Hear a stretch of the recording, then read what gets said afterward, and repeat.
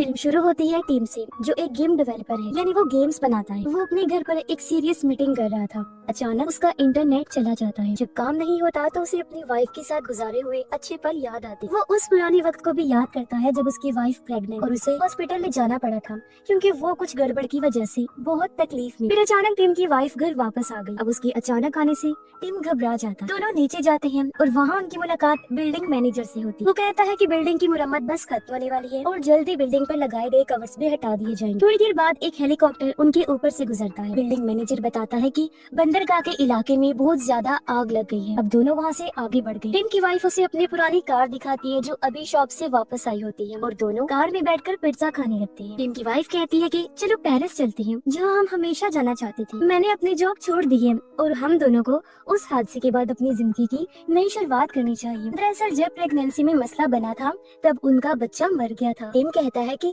मैं अपनी जॉब नहीं छोड़ सकता, जाना तो चाहता हूँ लेकिन अभी नहीं। फिर उसे काम वाली जगह से फोन आया और वो मसरूफ हो जाता है। रात को दोनों बेड पर लेटे थे लेकिन जाग रहे होते हैं और उसकी वाइफ रो रही। अगली सुबह टिम उठकर देखता है कि उसकी वाइफ अपना सामान लेकर जाने के लिए तैयार खड़ी है। वो कहती है कि तुम कभी नहीं बदलोगी और मैं तुम्हें छोड़ रही हूँ। जब वो दरवाजा खोलती है तो देखती है कि अजीब सी ईंटों ने रास्ता बंद कर दिया है। उसे लगता है कि ये टिम ने किया है। ये उसे हटाने का कहती है। टिम भी चेक करता है लेकिन उसे भी कुछ समझ नहीं आता। टिम की वाइफ खिड़की चेक करती है लेकिन वहाँ भी वही ईंटें लगी हुई थी और पता चलता है कि हर खिड़की पर इन ईंटों ने रास्ता ब्लॉक किया हुआ है। टिम की वाइफ ईंट तोड़ने की कोशिश करती है और टिम भी मदद करता है लेकिन कोई असर नहीं हुआ। फिर टिम की वाइफ कॉल करने की कोशिश करती है लेकिन सिग्नल्स नहीं मिलते। टिम वाईफाई चेक करता है लेकिन वो भी पूरी तरह डेड होती है। दोनों हर तरफ सिग्नल्स ढूंढने लगते हैं लेकिन कहीं से कोई सिग्नल नहीं मिलता। टिम देखता है कि जब फोन ईंट के पास ले जाया जाता है तो फोन में कुछ अजीब सी गड़बड़ होने लगती है। टिम की वाइफ ड्रिल मशीन निकालती है और उसकी मदद से ईंटों को तोड़ने की कोशिश करती है। टिम ने भी मदद की लेकिन अभी भी कोई फायदा नहीं हुआ, बल्कि उल्टा ईंट पर हल्की सी खरोंच तक नहीं आई। वो हर जगह कोशिश करते हैं लेकिन सब जगह वही मजबूत ईंटें हैं जो इस पूरे अपार्टमेंट को ही घेरे हुए हैं। वो हैरान थे ये सोचकर कि आखिर कोई कैसे पूरी बिल्डिंग को ब्लॉक कर सकता है। तभी उन्हें साथ वाले रूम से किसी के चीखने की आवाज आती। दोनों दीवार में सुराख बनाते हैं और दूसरी तरफ एक औरत और आदमी को देखते हैं। आदमी टेंशन में होता है। वो कहता है कि उन्होंने ये कमरा सिर्फ एक रात के लिए रेंट पर लिया था लेकिन अब वो भी फंस गई है। पूरी तरह हमारा भी रूम ब्लॉक है। वो उनसे पूछते हैं क्या आपके साथ भी ये मसला बना है। तब टीम और उसकी वाइफ जवाब देते हैं कि हाँ, हम भी इस मुश्किल में फंसे हुए हैं, जिसे आदमी और ज्यादा घबरा जाता है। टीम की वाइफ उनसे कहती है कि रात तुमने कुछ अजीब देखा था। उन्होंने जवाब दिया हम तो सो गए थे लेकिन जब सोकर उठे तो घर को ऐसी हालत में पाया। औरत भी घबरा रही होती है। तब टीम की वाइफ उसे तसल्ली देती है। टीम देखता है कि पानी भी नहीं आ रहा। फिर दोनों अपने लिए जरूरी सामान जमा कर लेते हैं। टीम कहता है ये सब वीडियो गेम जैसा है और हमें यहाँ से निकलने का रास्ता ढूंढना चाहिए। लेकिन टीम की वाइफ कहती है कि ये तुम्हारी घटिया गेम की तरह नहीं है, ये सच में मुसीबत है। और अब दोनों का इस बात पर झगड़ा हो जाता है। जब टीम की वाइफ वहाँ से निकलती है तो टीम गुस्से में अपना फोन उस दीवार पर दे मारता है। वो जब बैठा हुआ था तो दीवार पर कुछ नोटिस करता है। चेक करने पर उसे पता चला कि मेरे टूटे हुए फोन की चिप उस ईंट की दीवार पर चिपक गई है। उसे समझ लग जाती है कि ये ईंट किसी मैग्नेट मकनातीस की तरह काम कर रही है। टिम की वाइफ आई और लड़ाई करने के लिए माफी मांगती। टिम चम्मच लेकर दीवार पर चिपका देता है और अपनी वाइफ को दिखाता है कि दीवार एक मैग्नेटिक पावर है। अब दोनों सारे लोहे वाली चीजें इकट्ठा करके उस दीवार पर लगा दी। टिम की वाइफ नोटिस करती है कि स्क्वायर शेप में मैग्नेटिक पावर ज्यादा है, यानी कि चौरस में। लेकिन तभी वो लोहे की चीजें हिलने लगती है और हवा में उड़कर उनकी तरफ जाने लगती है। टिम अपनी वाइफ को लेकर नीचे झुक जाता है मगर उसकी वाइफ ने नोटिस किया था कि टिम जख्मी हो गया है क्योंकि कुछ लोहे की चीजें उसकी पेट में घुस गई। उसकी वाइफ उन चीजों को निकालकर टिम की मरहम पट्टी करती है। थोड़ी देर बाद फिर से साथ वाले कमरे से औरत के चीखने की आवाज आती है। दोनों उस तरफ भागकर उन लोगों को आवाज लगाते हैं लेकिन आगे से कोई जवाब नहीं आता। इसलिए दोनों दीवार की सुराख को और बड़ा करने का फैसला करते हैं। फिर दीवार को तोड़कर उनके कमरे में जाते हैं। टिम के पास एक बेड था जबकि उसकी वाइफ के पास पेपर स्प्रे होता है। वो रूम के अंदर जाकर देखते हैं कि औरत बेड के पास गिरी हुई है। टिम की वाइफ उसे उठाती और टिम आदमी को ढूंढता है। अचानक वो आदमी टिम पर हमला कर देता है। टिम पर कूदकर उसे जमीन पर गिरा देता है। ये देख टिम की वाइफ आकर आदमी के ऊपर पेपर स्प्रे कर देती है। टिम उसे मारने लगता है लेकिन औरत उसे बचाने के लिए सामने आ गई। कहती है कि उसने मुझे कुछ नहीं कहा बल्कि वो खुद गिर गई थी जब वो ईंट तोड़ रही थी। शायद उन दोनों ने रात को कुछ ज्यादा ही पी ली। टिम उस आदमी के हाथों को बांध देता है जब तक उसका नशा नहीं उतर जाए। औरत उन्हें अपने बारे में बताने लगी, कहती है कि हम दोनों हस्बैंड वाइफ हैं और मेरे हस्बैंड का नाम मार्विन। टिम अपार्टमेंट चेक करता है और एक स्टोर रूम ढूंढ लेता है। वहाँ से एक बड़ा हथौड़ा उसे मिल गया, जिसकी मदद से टिम उस दीवार को तोड़ने की कोशिश करता है। मार्विन उठकर कहता है कि हथौड़ा टूट जाएगा लेकिन ईंट नहीं, तो ये मत करो, इसका कोई फायदा नहीं होगा। टिम उससे पूछता है कि तुमने मेरे ऊपर हमला क्यों किया था। मार्विन हैरान होता है। तब उसकी वाइफ सब कुछ बताती है और कहती है कि मार्विन को याद नहीं रहता क्योंकि वो नशा करता है। टिम की वाइफ जो एक आर्किटेक्ट होती है वो आइडिया देती है कि हमें फ्लोर के रास्तों से होते हुए बेसमेंट में जाना चाहिए। आगे उसने बताया कि ये बिल्डिंग जंग के टाइम की है, तो जरूर वहाँ बॉम्ब से बचने के लिए कोई शेल्टर बनाया होगा, यानी पनाहगाह छुपने की जगह, जो किसी सबवे सिस्टम से जुड़ी होगी और उस रेलवे के रास्ते से हम भाग जाएंगे। इसीलिए दोनों मिलकर जमीन तोड़ना शुरू करते हैं। मार्विन कहता है वो इनके साथ गेम खेल रहा है और शक करता है कि बिल्डिंग मैनेजर इसमें शामिल हो सकता है। अब आखिरकार ये फ्लोर तोड़कर वहाँ काफी बड़ा गड्ढा बना लेती है और टिम नीचे जाता है। वो अपने पड़ोसी को आवाज लगाने लगा जो एक बूढ़ा आदमी था, लेकिन बूढ़ा आदमी घर लेकर आ जाता है। वो टिम को धमकी देता है कि वापस ऊपर चले जाओ, क्योंकि वो किसी से अपने खाने पीने का और जरूरी सामान शेयर नहीं करना चाहता था। टिम की वाइफ और बाकी सब लोग उसे समझाते हैं और अपना प्लान बताते हैं, लेकिन बूढ़ा आदमी मना कर देता है और कहता है कि किसी और रास्ते से जाओ। फिर बूढ़े आदमी की पोती आती है, वो कहती है कि अगर सब मिलकर काम करें तो निकल सकते हैं। अब उसके कहने के बाद बूढ़ा आदमी मान जाता। सब लोग नीचे उतरे। टिम मार्विन के हाथ खोल देता है और कहता है कि जमीन तोड़ने में मदद करो। अचानक टिम ने एक डिवाइस को देखा। जब उसे खोलता है तो अंदर कैमरा होता है। वो बूढ़े आदमी से पूछता है क्या ये कैमरा उसने लगाया है। बूढ़ा आदमी कहता है कि नहीं और बताता है कि ये बिल्डिंग मैनेजर ने लगवाई। टिम फिर दूसरी जगह पर जाकर एक और डिवाइस खोलता है जिसके अंदर भी कैमरा था। मार्विन कहता है कि कोई हमारे साथ स्क्विड गेम की तरह खेल रहा है और उसने हमें यहाँ फंसा दिया है और वो इंसान कैमरास के जरिए हमें देख रहा है, जो और कोई नहीं बल्कि बिल्डिंग मैनेजर है जो इस गेम का मास्टर है। इनकी वाइफ कहती है कि हमें उसे पूछना चाहिए और वो अगले फ्लैट में ही रहता है। सब मिलकर दीवार तोड़ते हैं और उसके कमरे में आ जाते हैं, लेकिन वो ये देखकर दंग रह जाते हैं कि बिल्डिंग मैनेजर मरा हुआ है। उसके दोनों हाथ काट दिए गए थे और आसपास खून बिखरा पड़ा था। उसके हाथ भी वहाँ से गायब थे। मार्विन को उल्टी होती है और वो वॉशरूम चला गया। तब उसकी वाइफ भी पीछे जाती है। टिम की वाइफ भी घबरा गई। तब टिम उसे शांत करता है,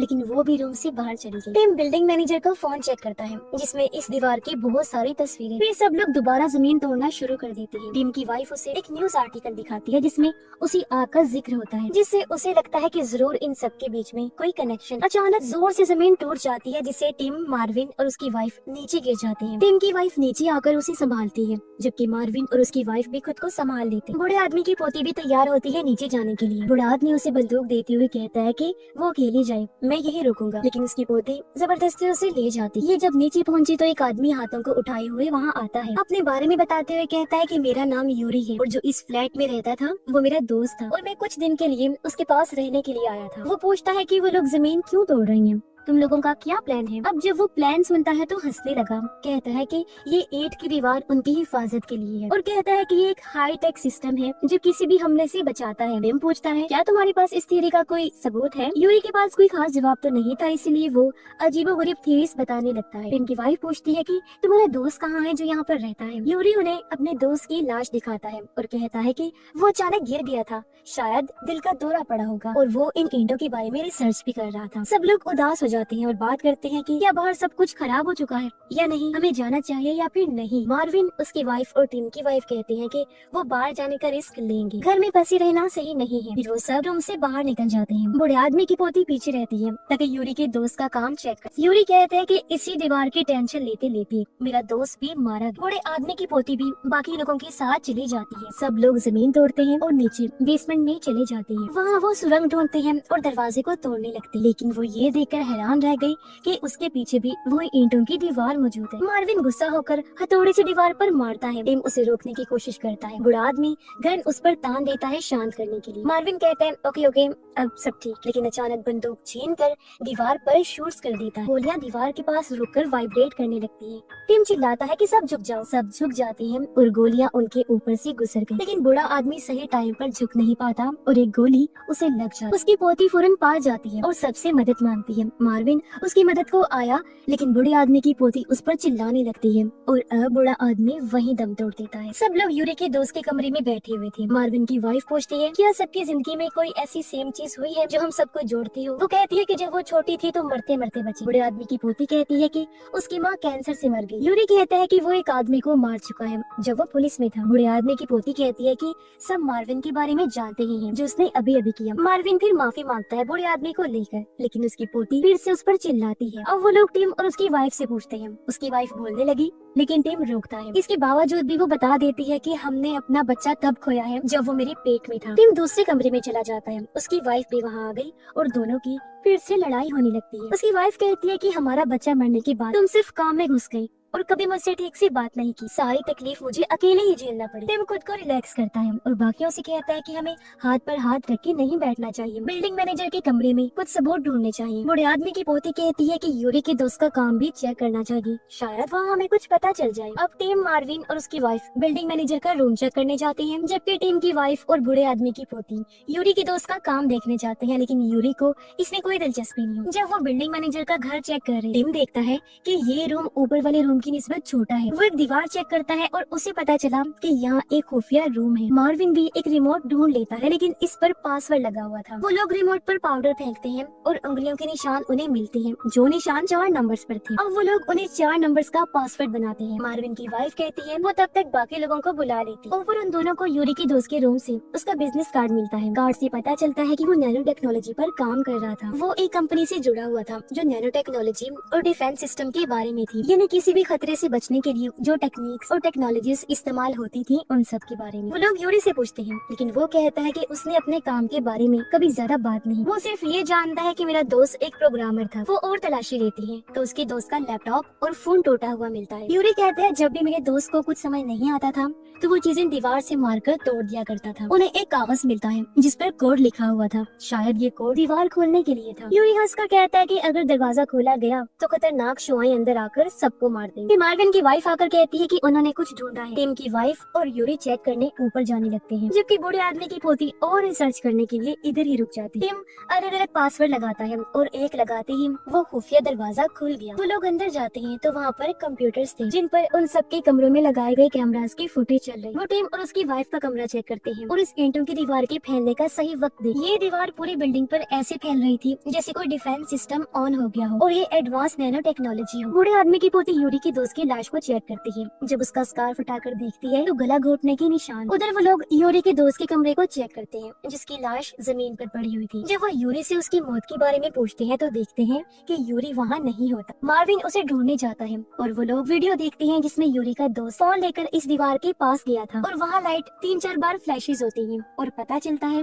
कि यूरी की दोस्त ने ईंटों की इस दीवार को खोल लिया था। मार्विन यूरी को ढूंढने उसके कमरे में गया और देखता है कि यूरी अपने दोस्त के काम को जला रहा है। टिम और बाकी लोग भी वो फुटेज देख लेते हैं जब यूरी अपने दोस्त का गला दबा रहा था। मार्विन देखता है कि बूढ़े आदमी की पोती भी बेड के पास मरी हुई है। वो यूरी पर चिल्लाने लगा, लेकिन यूरी कहता है कि वो सबकी जान बचाने के लिए ऐसा कर रहा है। टिम गन लेकर आता है और देखता है कि यूरी मार्विन का गला दबा रहा है। यूरी फिर टिम पर हमला करके उसे नीचे गिराकर गला दबाने लगता है। मार्विन उठ खड़ा हुआ और यूरी को टांग से मारकर दूर गिरा देता है और टिम की जान बचा लेता है। बाकी लोग भी वहाँ आ गए, कहते हैं कि यूरी को मत मारो, शायद उसे बाहर जाने का रास्ता मालूम हो। टिम उसे बेहोश करके कुर्सी से बांध देता है। अब इन सब लोगों को बूढ़े आदमी की पोती के मरने का बहुत अफसोस था। मार्विन की वाइफ सोचती है कि यूरी ने अपने दोस्त को इसलिए मारा होगा क्योंकि उसे बाहर जाने का रास्ता मिल गया था। वो लोग जले हुए कागज पर कोड देखते हैं, जबकि मार्विन की वाइफ वीडियो देखने जाती है ताकि कुछ और जानकारी मिल सके। जले हुए पेपर से पता चलता है कि ये कोड एक तरतीब की तरह है जो किसी खास कोड की तरफ इशारा कर, बिल्कुल वैसे ही जैसे एक तरतीब से इस बिल्डिंग पर ईंटों की ये दीवार है। टिम की वाइफ यूरी के दोस्त का बिजनेस कार्ड दिखाती है। पता चलता है कि उसकी कंपनी का एड्रेस वही जगह है जहाँ बड़ी आग लगी। वो यूरी को जगा कर पूछते हैं कि कैसे तुम्हारा दोस्त ईंटों की दीवार को खोल पाया था। यूरी कहता है कि बाहर सब कुछ खतरनाक है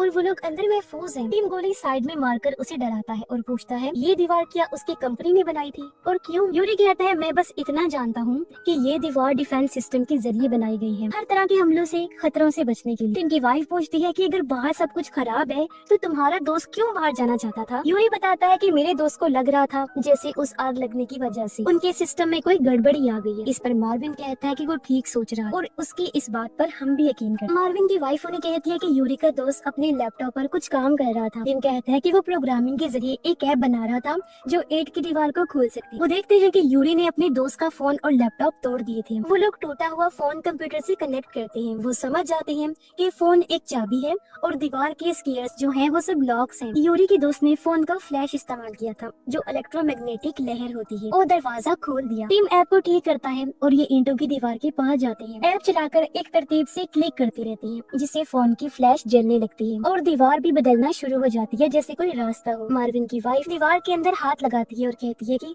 मुझे गर्मी महसूस हो रही है। फिर वो घबराते हुए कहती है कि अब मेरा हाथ बाहर नहीं आ पा रहा और कोई चीज मुझे खींच रही है। वो लोग उसे खींचते हैं लेकिन मार्विन की वाइफ दीवार के अंदर जाने लगती है। फिर दीवार बंद हो गई और मार्विन की वाइफ का सिर्फ आधा जिस्म ही उनके साथ नीचे आकर गिरता है। मार्विन उसकी मौत पर दुखी हो गया जो देख यूरी हंसने लगता है।